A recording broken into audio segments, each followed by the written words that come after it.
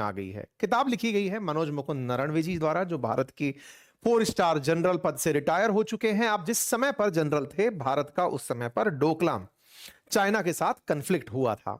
ऐसे समय पर इनकी एक किताब सुर्खी में है। संसद में फिलहाल बजट प्रस्ताव पर धन्यवाद प्रस्ताव चल रहा है, बजट पर धन्यवाद प्रस्ताव चल रहा है, और उस समय लीडर ऑफ अपोजिशन के द्वारा नरवणे साहब की एक अप्रकाशित पुस्तक का संदर्भ लेते हुए, रेफरेंस लेते हुए कहा गया कि इस सरकार ने देश की सुरक्षा के मामले में फैसला करने में देरी की। इस विषय को उठाते हुए लीडर ऑफ अपोजिशन ने कल यानी कि 2 फरवरी के दिन इस विषय को सदन के सामने जैसे ही रखा, देश के अंदर एक विषय उठकर आया कि अल्टीमेटली सरकार ने क्या देरी की थी। भारत और चीन के समय में, भारत और चीन के बीच उठे कन्फ्लिक्ट में भारत सरकार कहां पिछड़ गई थी, यह विषय अब सबके मन में जानने की जिज्ञासा है। जिस जिज्ञासा की बात हो रही है, वहां पर चीन के साथ भारत के सटे हुए बॉर्डर, पूर्वी लद्दाख, रेचिनला, कैलाश रेंजेस की बातें हैं। आज के सेशन में इन सब बातों का जिक्र होगा कि अपोजिशन, लीडर ऑफ अपोजिशन के आरोप क्या हैं, सत्ता पक्ष की तरफ से बचाव क्या है, सदन के कानून क्या है, और आफ्टर ऑल मसला क्या है। सारी बातें, क्योंकि फिलहाल ये सुर्खियां हैं और हर कोई व्यक्ति इस बात को, विषय को विस्तार से जानना चाहता है। लेकिन फिलहाल के लिए 2 बड़े किरदारों को पहले जान लेते हैं। आप विपक्ष के नेता हैं लोकसभा के अंदर, और आप मनोज मुकुंद नरवणे जी, जिन्हें नहीं पता होगा कि आप सदन के बीच में चर्चा का विषय बनेंगे। आपने 2 दिन पहले ही एक कारवा नाम की मैगजीन को इंटरव्यू दिया था। वो जो इंटरव्यू था, आपने मैगजीन को इंटरव्यू नहीं दिया था, कारवा नामक मैगजीन में इनके बारे में एक खबर प्रकाशित हुई थी। जो खबर प्रकाशित हुई थी उसी को लीडर ऑफ अपोजिशन ने अपनी रिपोर्ट के अंदर क्लेम कर दिया। तो किसी मैगजीन में जो खबर प्रकाशित हुई, उस खबर को जब संदर्भ में लिया गया, और जो खबर प्रकाशित हुई थी वो इस 4 स्टार ऑफ डेस्टिनी नामक पुस्तक के लिए हुई थी। तो वो जो खबर थी उसको रेफरेंस में लेते हुए जब राहुल गांधी जी ने सदन के अंदर ये बात उठाई, तो लोगों के मन में जिज्ञासा आई कि ऐसा इस किताब के अंदर क्या था जो कि आज तक प्रकाशित नहीं हो पाई, नंबर 1। और इस किताब के बारे में उस मैगजीन में जब खबर लिखी, तो उस मैगजीन में जो बातें निकल कर आई, जिससे कंक्लूड ये हो रहा है राहुल गांधी जी के अनुसार कि सरकार ने फैसला लेने में देरी की, तो वो बातें क्या थी उन सबको समझेंगे। लेकिन एक बार के लिए थोड़ा और बिग फ्रेम पर कंटेक्स्ट डिस्कस कर लेते हैं। आप सभी जानते हैं कि 1 फरवरी को देश का बजट आया। देश के बजट के बाद इस तरह से विधायी प्रक्रियाएं चल रही हैं। 2 से 4 तारीख तक, यानी कि कल से लेकर आने वाले कल तक, अभिभाषण पर धन्यवाद प्रस्ताव चल रहा है। कौन सा अभिभाषण? राष्ट्रपति के द्वारा जो बजट सत्र की शुरुआत में अभिभाषण दिया गया था उस समय के, उस पर धन्यवाद प्रस्ताव चल रहा है। धन्यवाद में असल में राष्ट्रपति सरकार की उपलब्धियां गिनाकर गई थी। तो फिर यहां पर सभी लोग, चाहे जिनकी लोकसभा में जितनी जितनी परसेंटेज के आधार पर सीटें हैं, जिनको डिफाइंड समय है, उस पर वो अपनी प्रतिक्रिया देते हैं। सदन के अंदर प्रतिक्रिया देने के लिए राहुल गांधी जी ने विपक्ष की तरफ से बोलना शुरू किया। इसी जगह प्रस्ताव में जब उन्होंने चर्चा की, तब इन्होंने इस पुस्तक का जिक्र कर दिया। ठीक है, पार्लियामेंट में बजट सत्र चल रहा था। सरकार का कहना था बजट पर बात करिए, राष्ट्रपति के अभिभाषण पर बात करिए। ये आप कौन सी बातें निकाल कर ले आ रहे हैं? इन्होंने जो बातें रखी राहुल गांधी जी ने, वो कुछ इस प्रकार से थी। उन्होंने कहा कि आर्मी चीफ जनरल नरवणे की अनपब्लिश्ड बुक का हवाला देते हुए कहा कि 4 चीनी टैंक लद्दाख बॉर्डर के पास पहुंच गए थे। ऐसा कहते हुए रक्षा मंत्री राजनाथ सिंह और गृह मंत्री अमित शाह ने उन्हें टोक दिया और कहा कि आप स्पीकर के नियमों का हवाला देते हुए उन्हें रोका और कहा कि आप किसी भी पुस्तक का रेफरेंस अगर ले रहे हैं तो पहले आप सदन से परमिशन लीजिए, स्पीकर को बताइए कि आप किस पुस्तक के बारे में बोल रहे हैं। इसके लिए लोकसभा के नियम है।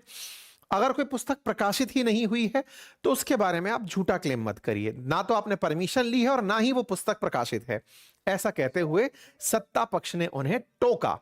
तो यहां पर एक काफी तीखी नोकझोंक देखने को मिली।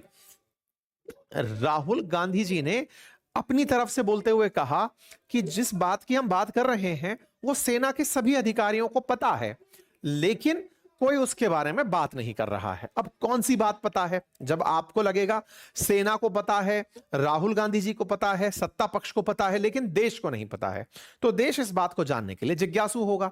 क्यों ऐसा है कि गृह मंत्री जी अमित शाह और रक्षा मंत्री जी जो राजनाथ सिंह जी हैं वो इस बात को आने ही नहीं दे रहे? राहुल गांधी जी मैगजीन के रेफरेंस में बात कर रहे हैं और जब वो बात कर रहे हैं तो उन्हें बोलने नहीं दिया जा रहा है। सत्ता पक्ष को इस तरह से रोकने का क्या वाकई अधिकार है? जब एलओपी बोल रहे हैं तो इस बात का अधिकार है। तो इस विषय पर मैं आपको एडिशनल इंफॉर्मेशन इतना रख सकता हूं कि यहां पर जब भी आप कोई तथ्य रखें तो उसके लिए स्पीकर को बताना होता है कि इस पुस्तक के रेफरेंस से ये बात बोल रहे हैं। स्पीकर अलाउ करते हैं कि आप इस बात को बोल सकते हैं। चूंकि आपने इस बात को उठाया तो फिर राहुल गांधी जी अपनी बात कहने से रुके नहीं। रेचिन ला में 4 चीनी टैंक भारत की सीमा में पहुंचे थे। मैं यहां बात एक मैगजीन के आधार पर कह रहा हूं जिसमें नरवणे की किताब का हवाला दिया गया है। तो नरवणे की किताब जिसका हवाला दिया गया है असल में वो अभी तक छपी नहीं है। मेमोयर यानी कि यादगार बन के एक किताब, जैसे आत्मकथा लोग लिखते हैं, ऐसे ही नरवणे साहब ने अपनी एक आत्मकथा लिखी है। तो वो जो लिखी किताब है, चूंकि वो अब तक प्रकाशित होकर नहीं आई है, तो उसके जो प्रकाशित नहीं या कहिए अप्रकाशित जो अंश हैं उनमें से कुछ बातें किसी मैगजीन के अंदर आ गई। अब सवाल ये बनता है तो साहब छापने में क्या दिक्कत है? छापने में दिक्कत यह है कि हमारे देश में सीक्रेट सर्विसेज, रक्षा से जुड़े लोग काम जो करते हैं उनको अपनी कोई भी या तो सर्विस के समय पर बात रखने का और सर्विस के बाद में भी जो अपनी सर्विसेज थी उनके बारे में बात रखने के कुछ स्पष्ट प्रावधान होते हैं। वो उन प्रावधानों से बंधे होते हैं कि वो इन बातों को लीक नहीं कर सकते। अदरवाइज हमारी सेना बहुत सारे एक्शंस और बहुत सारी ऐसी चीजें करती है जो कि दुश्मन को भी नहीं पता होती और देश को नहीं बताई जाती। हमारी बहुत से मूवमेंट्स ऐसे होते हैं जिससे आम जन को दूर रखा जाता है। यही कारण है कि आज तक हमारे देश के अंदर एक भी सैन्य तख्ता पलट नहीं हुआ और पाकिस्तान में कोई प्रधानमंत्री आज तक 5 साल पूरे नहीं कर पाया, क्योंकि यहां पर सरकार की तरफ से लोकतांत्रिक तरीकों को बहाल रखने के लिए सेना में ट्रांसपेरेंसी को लेकर कुछ नियम सख्त हैं कि आप ये बोल सकते हैं और ये नहीं बोल सकते। सेना के अधिकारी देश के किसी भी विषय पर अपनी राय नहीं रख सकते, उनको किसी ना किसी कानून में बांध कर रखा गया है। अदरवाइज हमारे देश में भी सैन्य तख्ता पलट होने में देर ना लगती। ये बात अब प्रूवन थॉट से रूप में देखी जाती है। ठीक है साहब, राहुल गांधी जी ने जो बात करी इस पर राजनाथ सिंह जी ने कहा कि लोकसभा में विपक्ष के नेता सदन के समक्ष जो पुस्तक प्रस्तुत करने की बात कर रहे हैं उसे प्रस्तुत करें जिसका हवाला दे रहे हैं, क्योंकि वो पुस्तक है ही नहीं, प्रकाशित ही नहीं हुई, तो राहुल गांधी जी उसके बारे में कैसे बोल सकते हैं? अमित शाह जी ने कहा कि राहुल गांधी बिना प्रामाणिकता के बात ना करें। वे एक मैगजीन की रिपोर्ट पढ़ रहे हैं, मैगजीन में कुछ भी लिखा जा सकता है। रक्षा मंत्री की बात का भरोसा करें। राहुल को किसने बताया कि चीनी टैंक आए थे? चर्चा राष्ट्रपति के अभिभाषण पर हो रही है। जब यह बात निकलकर आई तो फिर दोनों की तरफ से और तीखी बहस हुई। इनने कहा कि ये लोग तो हमारे नेशनलिस्ट होने पर सवाल उठाते हैं, तो राहुल गांधी जी की बात पर अमित शाह जी बोलते हैं कि जब बात है ही नहीं, पुस्तक नहीं, कोई परमिशन नहीं, आप उस बात को बोल ही कैसे सकते हैं? तो आप क्लेम कैसे कर सकते हैं? खैर, इस बात पर काफी तीखी नोकझोंक हुई, सदन को स्थगित किया गया, 8 सांसदों को सस्पेंड भी कर दिया गया। इस पूरी कहानी में जो शब्दशः बातें थी वो कुछ इस तरह से थी। राहुल गांधी जी बोले कि लोकसभा में डोकलाम में चीनी टैंक भारत की सीमा में पहुंच गए थे। ये एक बात मैगजीन के आर्टिकल के हवाले से मैं कह रहा हूं, जो कि पूर्व आर्मी चीफ नरवणे की अनपब्लिश्ड किताब को कोट करके की गई है। राजनाथ सिंह जी खड़े हुए, उन्होंने कहा कि अगर ये बातें प्रकाशित हुई हैं तो इनका जिक्र करें, नहीं तो आप छोड़ दें। राहुल गांधी जी बोले, आप सब ध्यान से सुने कि मैं क्या पढ़ रहा हूं, इससे पता चल जाएगा कि कौन देशभक्त है कौन नहीं। 4 चीनी टैंक भारत की धरती पर आ रहे थे, वे कुछ 100 मीटर ही दूर थे। इस पर स्पीकर साहब बोले कि राहुल जी, आप सदन के नेता विपक्ष हैं। सांसद प्रियंका ने एक बात कही थी तो उन्होंने ऑथेंटिक स्तर पर उसे प्रस्तुत किया था। आपसे भी यही अपील है कि उसे ऑथेंटिक स्तर पर प्रस्तुत करें। राहुल जी ने कहा कि यह 100% ऑथेंटिक है। राजनाथ सिंह ने कहा कि राहुल बताएं कि क्या यह प्रकाशित हुआ है या नहीं, केवल इतना बताएं। लोकसभा में एनडीए और विपक्ष के बीच में हंगामा इस बात पर शुरू होता रहा। कुल मिलाकर के एक एक करके इन सब की बातें शब्दशः हैं। राहुल जी कहते हैं कि नरवणे की अनपब्लिश्ड बुक में रक्षा मंत्री और प्रधानमंत्री का जिक्र है, मैं वही बता रहा हूं। राजनाथ सिंह जी कहते हैं, राहुल जी जिस किताब के बारे में आप बोल रहे हैं वह किताब प्रकाशित ही नहीं हुई है। अमित शाह जी कहते हैं कि मैगजीन की रिपोर्ट है, नरवणे जी ऐसा नहीं कहा। तो अब कुल मिलाकर के सब लोग एक पुस्तक पर आकर के टिक गए।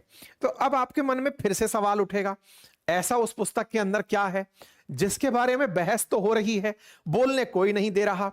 लोकसभा के अंदर जिक्र चल रहा है प्रधानमंत्री के बारे में, रक्षा मंत्री के बारे में ऐसी क्या बातें हैं जो नरवणे साहब ने रिटायर होकर कह दी। क्या ऐसा तो नहीं हुआ था कि कहीं ना कहीं लद्दाख के अंदर भी चीनी अतिक्रमण हो गया था? हमारे क्षेत्र पर अतिक्रमण हुआ था लेकिन किसी को पता नहीं चला, क्योंकि पहले भी राहुल गांधी जी चीन की जो हमारे क्षेत्र के अंदर मतलब घुसपैठ रही है उस पर काफी वोकल रहे हैं। उनका हमेशा से यह क्लेम रहा है कि भारतीय सीमा में चीन के द्वारा दखलंदाजी की जाती रही है, भारत सरकार इस बात को बोलती नहीं है। उनका हमेशा से यह एक सरकार पर दबाव बना रहा है विपक्ष की तरफ से कि चीनी लोग घुसपैठ करते हैं, सरकार चुप बैठी रहती है। इस बात को लेकर के खूब तीखी बहस छिड़ती है। खैर, अब सवाल यह आता है कि पुस्तक में इतना क्या बवाल है कि वो आ नहीं रही है, और उस बात पर सरकार ने फिर रोक लगा क्यों रखी है? सरकार इसको निकाल क्यों नहीं देती? ऐसा क्या है? अब देखो, मनोज मुकुंद नरवणे जी जो हैं वो भारतीय सेना के अंदर वर्ष 2019 से लेकर 22 तक 4 स्टार जनरल यानी कि सेना के प्रमुख रहे थे। सेना प्रमुख जिनके पास पूरी आर्मी की जिम्मेदारी थी। आपके ऊपर सीडीएस साहब थे, चीफ ऑफ डिफेंस स्टाफ थे।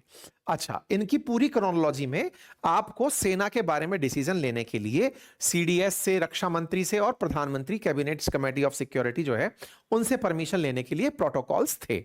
अच्छा, अब इस पुस्तक के अंदर जिसका जिक्र हो रहा है 4 स्टार ऑफ डेस्टिनी, जिसको अभी तक आर्मी हेडक्वार्टर्स के द्वारा परमिट नहीं किया गया छपने के लिए, पेंगुइन प्रकाशन उस किताब को लिखने की परमिशन मिनिस्ट्री ऑफ डिफेंस से मांग रहा है। Ministry of defence line to line उनकी लिखी हर बात को वेरीफाई कर रहा है, और जब परमिट कर देगा उसके बाद वो पुस्तक छप जाएगी। ये नरवणे साहब भी पहले कुछ इंटरव्यूज में अपनी बातों में रख चुके हैं कि मेरा काम लिख करके अपनी यादगार भेंट करना था पेंगुइन को, मैंने उनको सौंप दी। पेंगुइन एक प्रकाशन का नाम है, वो प्रकाशन मिनिस्ट्री ऑफ डिफेंस से उसकी परमिशन ले रहा है, वहां से परमिशन मिलने के बाद वो प्रकाशित पुस्तक बाहर आ जाएगी। तब इसमें बात कुछ इस तरह से है जो कि मैं आपके सामने रखने के लिए शब्द से घटना का संक्षिप्त टाइमलाइन रखने का प्रयास करता हूं। यह जिक्र है देश के अंदर 31 अगस्त 2020 का। जिस जगह की बात है वो एरिया है पूर्वी लद्दाख। ये मैं मैप पर भी आपको अगर दिखाना चाहूं तो आप ऐसे देखें, ये लद्दाख का क्षेत्र है। लद्दाख में इधर का क्षेत्र जो चाइना के अक्साई चीन की तरफ है वो पूर्वी लद्दाख। लद्दाख में गलवान वैली के अंदर इंसिडेंट हुआ था, इसी जगह की बात है। और इस लद्दाख के अंदर पूर्वी लद्दाख क्षेत्र में रेचिन ला के पास की जगह है। रेचिन ला के केस में बात होती है शाम 8:15 पर, जिसमें नॉर्दर्न कमांड के chief lieutenant general Yogesh Joshi को सूचना होती है कि जो पीपल्स लिबरेशन आर्मी है, जो चीन की जो सेना है, वो पैदल सेना के समर्थन में 4 चीनी टैंक रेचिन ला की ओर बढ़ रहे हैं। एकदम शांति की बात चल रही है, कहीं कोई क्लैशेस नहीं है। अचानक 8:15 बजे शाम को एक सूचना आती है लेफ्टिनेंट जनरल के पास कि कुछ ऐसा हो रहा है। यह सूचना जैसे ही आती है तुरंत सेना प्रमुख जनरल मनोज मुकुंद नरवणे को सूचित किया जाता है कि सर ऐसा ऐसा अपडेट है, बॉर्डर पर ऐसा मूवमेंट देखा गया है, चीनी सेना आगे बढ़ रही है। चेतावनी के अंदर जब यह चेतावनी दी जाती है और पता चलता है कि चीनी टैंक जो है वो भारतीय ठिकानों से कुछ 100 मीटर की दूरी पर हैं, ऐसे में चेतावनी स्वरूप एक रोशनी का गोला फेंका जाता है ताकि टैंक रुक जाएं, ये समझते हुए कि हम दुश्मन के क्षेत्र में एंट्री कर रहे हैं, हम दूसरे देश की सीमा में एंट्री कर रहे हैं। लेकिन वो टैंक आते हुए नहीं रुके।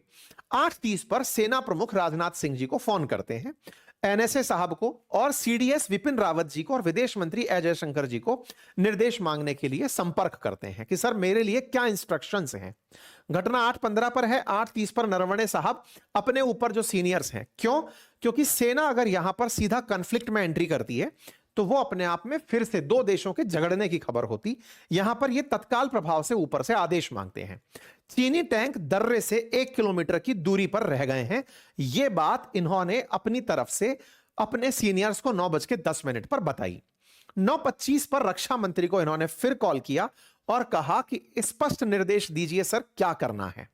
इस पर पीएलए का कमांडर का आदेश आता है, पीएलए कमांडर का संदेश आता है कि हम तनाव घटाने को तैयार हैं, अगले दिन बैठक की बात करते हैं। चीनी प्रस्ताव रक्षा मंत्री और एनएसए के बीच में पहुंचाया जाता है कि सर वो लोग बोल रहे हैं कि जो कॉन्फ्लिक्ट है हम इसको रिजॉल्व करने के लिए रुक रहे हैं, आपका क्या आदेश है।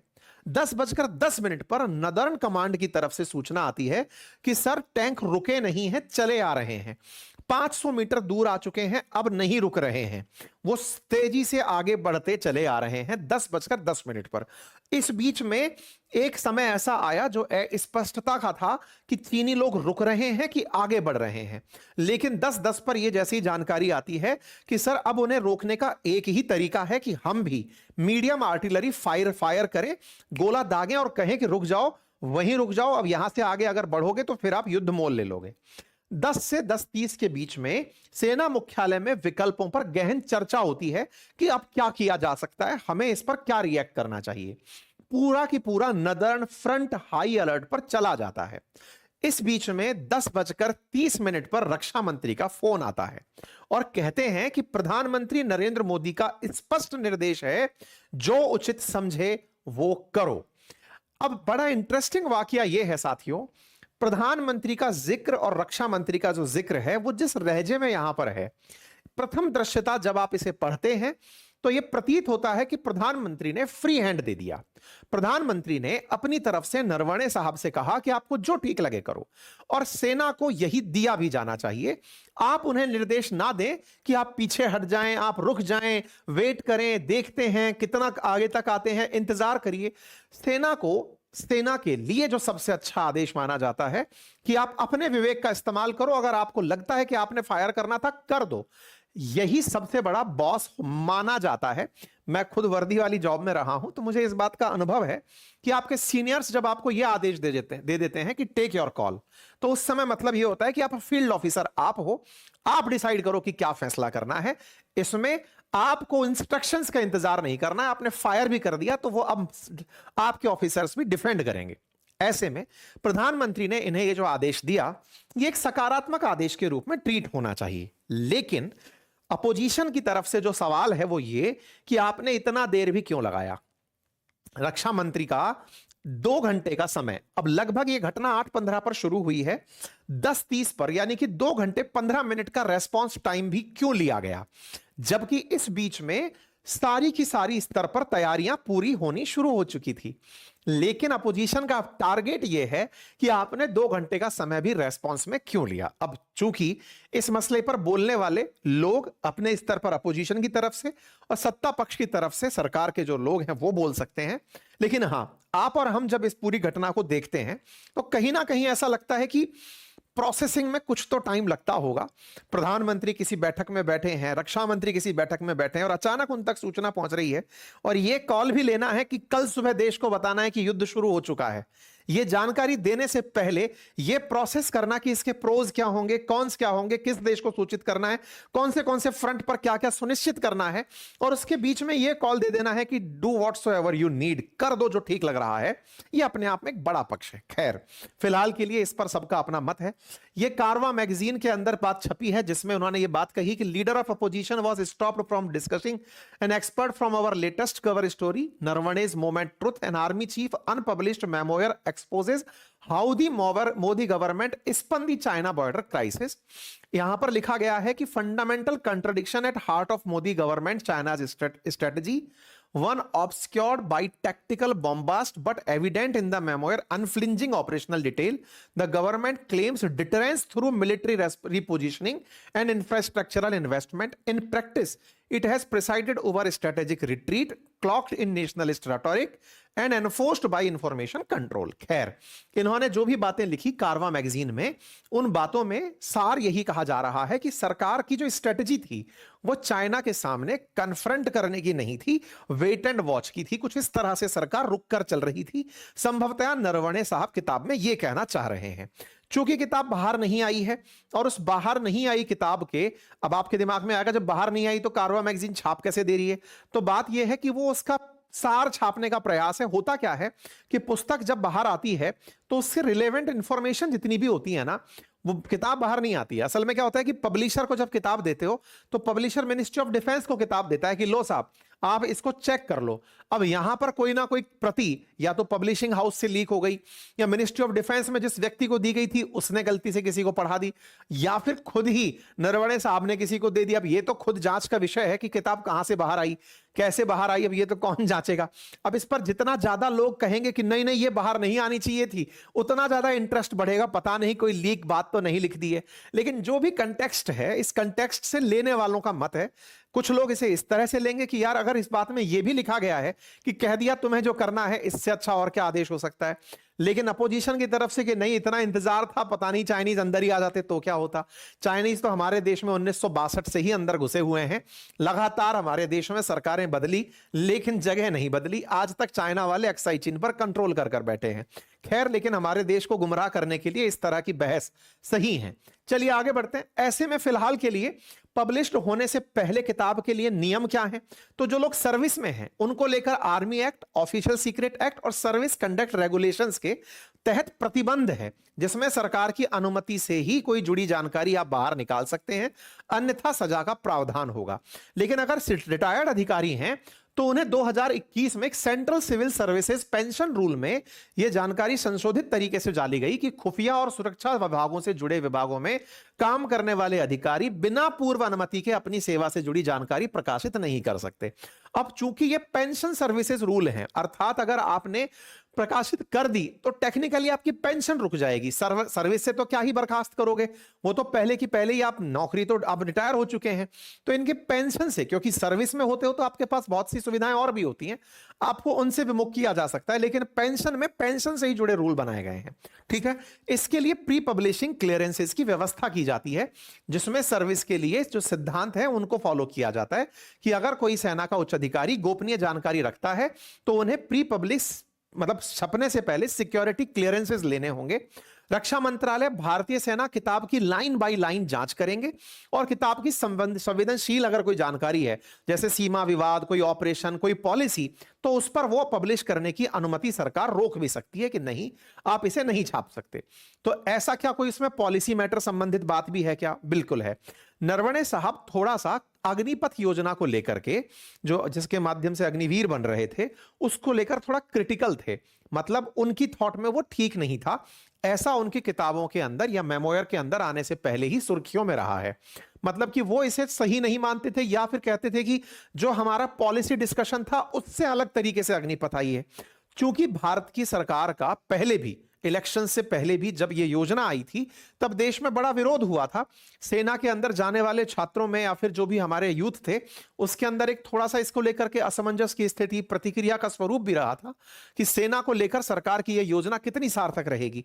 सत्ता पक्ष के खिलाफ विपक्ष ने काफी ज्यादा मुद्दे भी इस बात पर उठाए थे।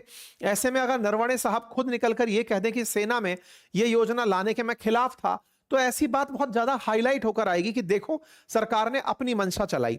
कहते हैं कि इस पुस्तक में उन्होंने इस पर भी अपनी राय रखी है, वो चीज भी सरकार आने नहीं दे रही है। तो दोनों ही बातें हैं।